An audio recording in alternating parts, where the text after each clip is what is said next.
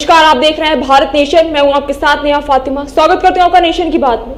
खबर आगरा से है, जहां नागला पद्मा भीष्म आर्मी सेना के राष्ट्रीय अध्यक्ष मंजीत नौटियाल जी के नेतृत्व में मोटरसाइकिल यात्रा का शुभारंभ किया गया। नगला पद्मा से बिजली घर तक निकाली गई मंजीत नौटियाल जी ने यात्रा और बाबा साहब के संविधान के बारे में भीम आर्मी को समझाते हुए बताया कि हर घर में संविधान होना चाहिए और बताया कि हम संविधान बदलने नहीं देंगे। जय भीष्म जय संविधान के नारेबाजी भी की गई। मुख्य पंडाल प्रभारी सम्राट देवेश बौद्ध मौजूद रहे व जितेंद्र निगम जिला अध्यक्ष व जिला उपाध्यक्ष सूरज कुमार भी भीष्म आर्मी में शामिल हुए थे।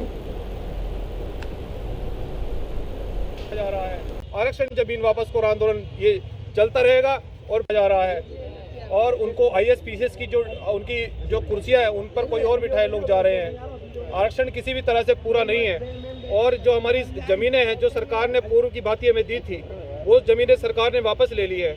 इसलिए ये पूरे देश के अंदर ये जो यात्रा है हमारी, इसका जो मुख्य उद्देश्य है यही है कि संविधान सुरक्षित रहे और संविधान में जो अधिकार दिए हुए हैं वो प्रत्येक गाँव तक पहुँचें। प्रत्येक गाँव के नागरिक को समता, समानता और बंधुता का जो अधिकार संविधान में लिखा गया है, धर्मनिरपेक्ष वोट का अधिकार जो संविधान में दिया गया है, वो अधिकार संविधान में गांव-गांव तक पहुंचे। ये इस यात्रा का जो मुख्य उद्देश्य है। और मैं ये कहना चाहता हूं कि जितने बड़े पैमाने पर युवा इस आंदोलन में भागीदारी करेगा, मैं ये कहना चाहता हूं कि आंदोलन से तानाशाही खत्म होती है, आंदोलन से सामाजिक परिवर्तन होता है। ये हम बहुजन मूवमेंट के लोग हैं। जब भी बहुजन मूवमेंट इस देश के अंदर उफान पर आया है और बहुजन आंदोलन जब भी इस देश के अंदर बड़े रूप में हुए हैं तो देश के अंदर समता, समानता, बंधुता या भाईचारे का एक प्रतिबिंब बनकर वो गांव-गांव तक स्थापित हुआ है और देश के प्रत्येक नागरिक को समता, समानता का जो अधिकार संविधान में दिया गया है वो गांव-गांव तक मिला है। परंतु वर्तमान सरकार में जो कुछ विशेष जाति के लोगों से जो तुच्छ और घृणा के अनुसार और उनको अधिकारों से वंचित रखा जा रहा है। आईएएस पीसीएस की सीटों पर केवल बीजेपी के लोगों को बिठाया जा रहा है।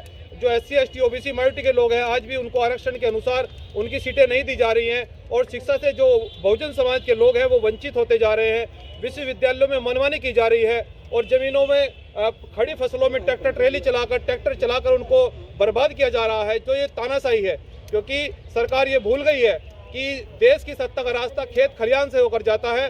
देश की सत्ता का रास्ता एक गांव से गुजरता है, परंतु हम ये देख रहे हैं आज देश की सत्ता का रास्ता अडानी और अंबानी के घर से गुजर रहा है।